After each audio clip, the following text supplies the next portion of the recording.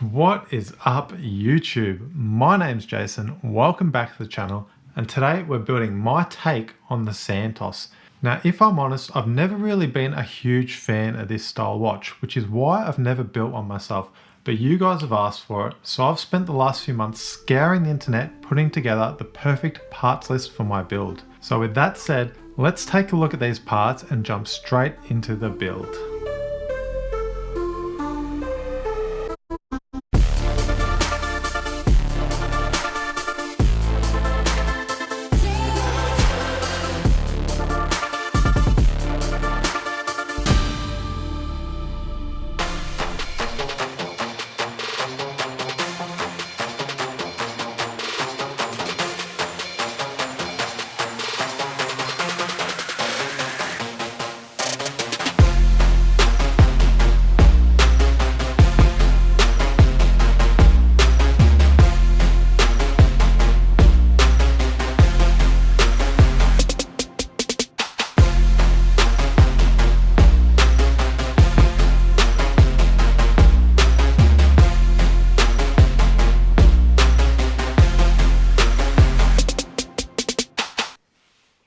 Alright guys, so let's jump into this build.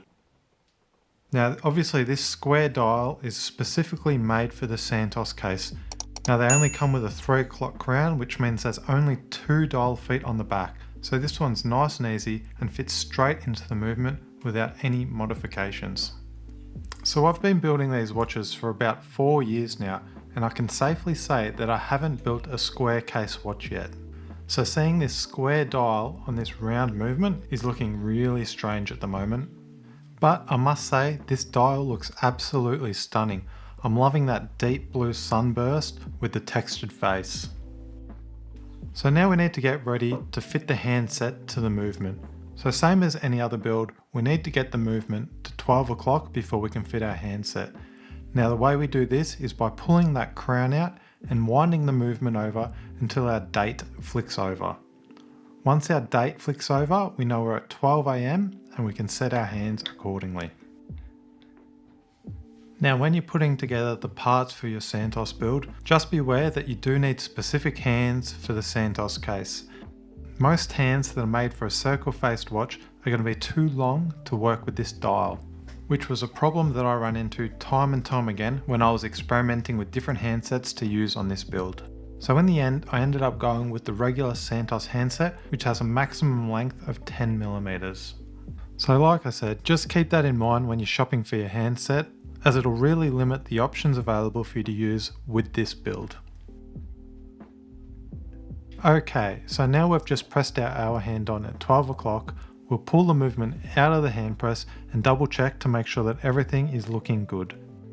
Now because this dial has printed numerals, there's not a lot to interfere with that hour hand, so we'll just wind the movement over twice just to get that hour hand back at 12 o'clock and to make sure that our date is changing in the correct position.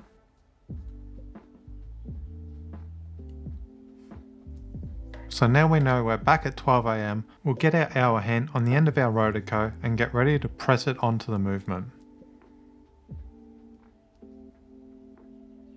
Now to do this, I use the weight of the hand press just to hold tension on that hand, then I use the rotoco to fine tune the positioning before pressing it down. And here you can see the importance of using the right size tip on your hand press. As you can see, once I get this pressed on, that hour hand sits perfectly flat with the top of the post on the movement. So having the correct size tip on your hand press prevents you from over pressing that hand and helps to give you the correct clearances between each hand. So once I get that hand pressed on, I'll pull it back out of the hand press, and what we'll do is check the clearance between the two hands.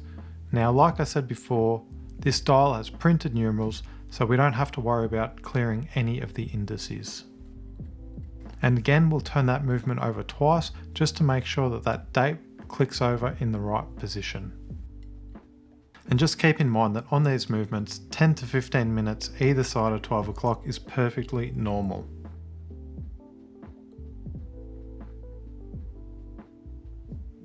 Okay, so our last hand obviously is going to be our second hand.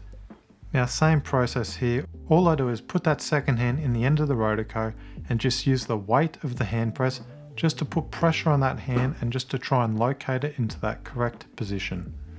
Now if you do struggle with setting your second hand, one thing I would recommend is get good lighting. This makes a huge difference when you can actually see what you're doing. The next thing I would recommend is get your movement at eye level. These two tips alone should make it a lot easier the next time you're setting your second hand. But let me know in the comments below what has helped you the most when it comes to setting your hands. And like I said before, using the correct size tips on your hand press really helps you to get that perfect clearance between each hand.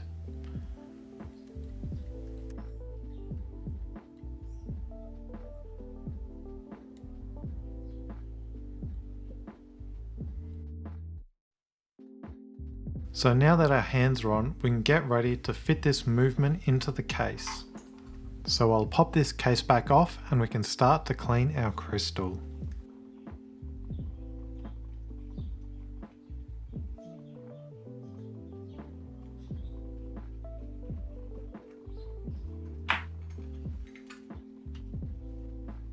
So the best way I've found to clean the crystal is to use an air blower and a lens pen. Now if you don't have these tools, I'll leave links to everything in the description below, including all the parts to build this watch for yourself. But if you don't think you're up to building this watch, you can head over to my website, which is jb.watchmods.com.au, which is also linked in the description below.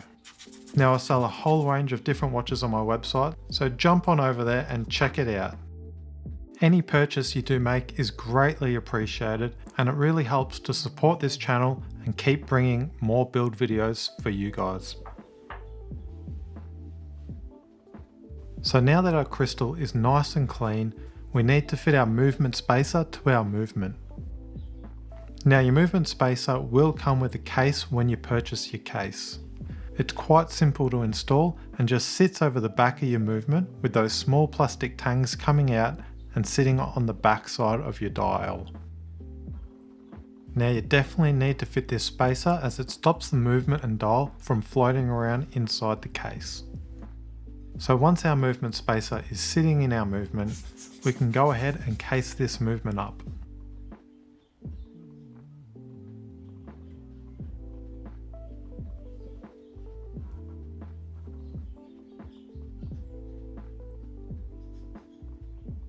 Now you can see here how that spacer really helps the movement and dial sit nice and firmly within the case. Now once we rotate it over, it looks like the dial is a little bit crooked within the case. So what I'll do is get my screwdriver and just gently rotate that movement just so the crown hole lines up with the crown tube in the case, and that should square up our dial nicely.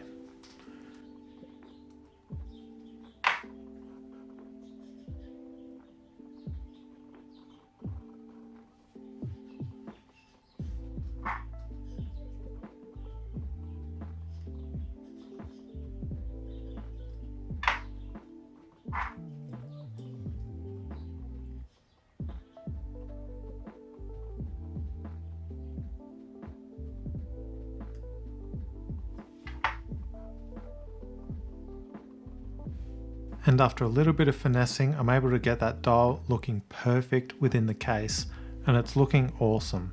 So far, I'm really stoked with how this watch is looking.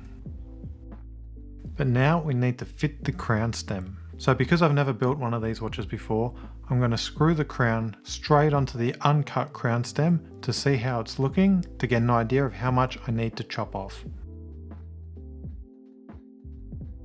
Now I'm not a massive fan of using measuring tools to try and cut this down to the exact measurement. For me, I find it quicker and easier to just do it by eye. And I've gotten pretty good over the years of judging the lengths of the crown stem. But with that said, I think it took me about 4 tries to get this crown stem perfect. But like I always say, there's no rush when you're doing this. It doesn't matter how many times it takes you, just take your time. It's always better to leave the crown a bit longer and trim it down rather than cut it too short. But if you do cut it too short, I always recommend keeping spare crown stems. That way you don't have to wait 3 or 4 weeks for a replacement to arrive.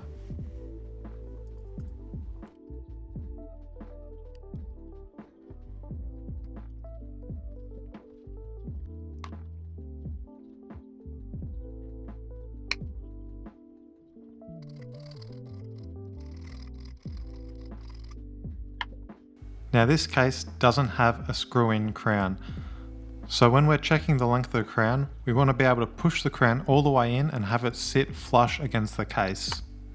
When the crown's pushed all the way in and the correct length, you should be able to wind the movement when it's sitting flush against the case, and also be able to pull out the crown to each position without any difficulties.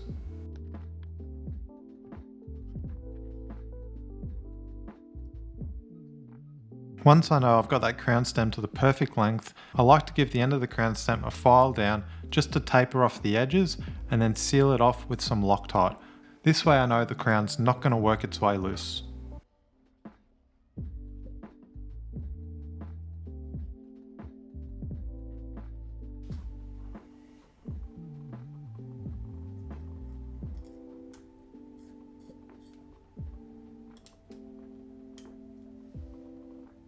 And as you can see here, this is the clearance you want between the case and the crown in its final form. So now that we've completed the crown stem, we can move on to the next step, which is fitting the case back.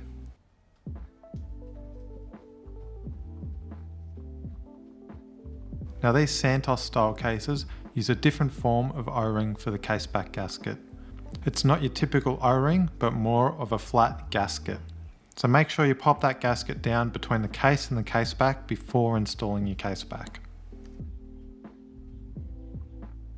Now as it's a flat lay gasket, it gets compressed when the case back is screwed down, and there's no friction or chance of pinching the gasket when screwing the case back down. I don't lubricate this case back gasket. So once you get that case back gasket on, the next step is to clean this case back. Now because we're using a display back case, we want this to be nice and clean, just like the top crystal. So we use the exact same method to clean this, just with the air blower and the lens pen.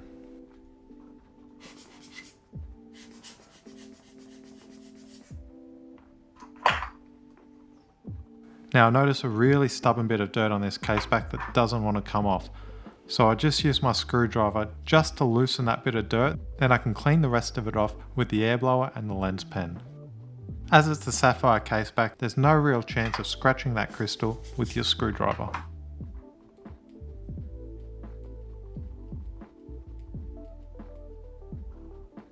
So now that we're happy and it's nice and clean, we can get on with the fiddly job of fitting this case back.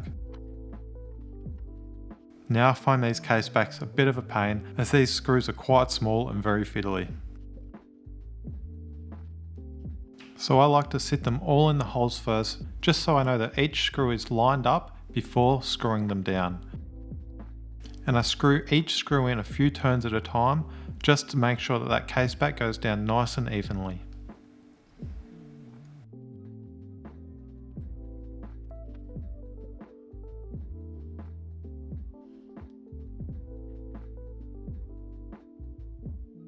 So now that we've got the case back on, the watch itself is complete. So now we're left with the last task of fitting the strap.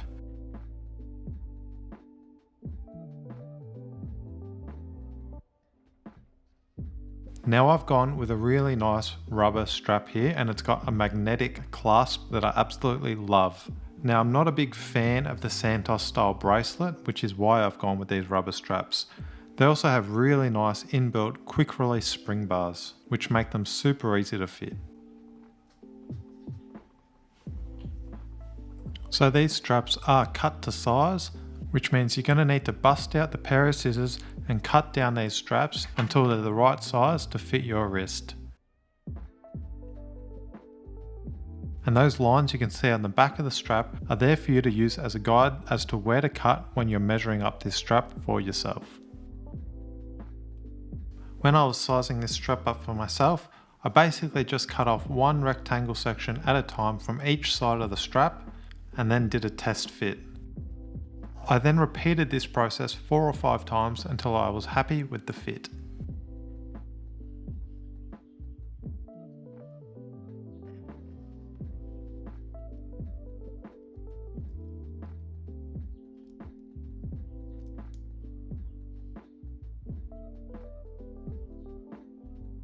Now you do also have some micro adjustment within the buckle to help you really fine tune that fitment. And for those of you who are fans of the bracelet, don't worry, I'll roll some quick B-roll at the end showing it on the bracelet as well. But for now, let's get this buckle fitted and we can see how this watch is going to look.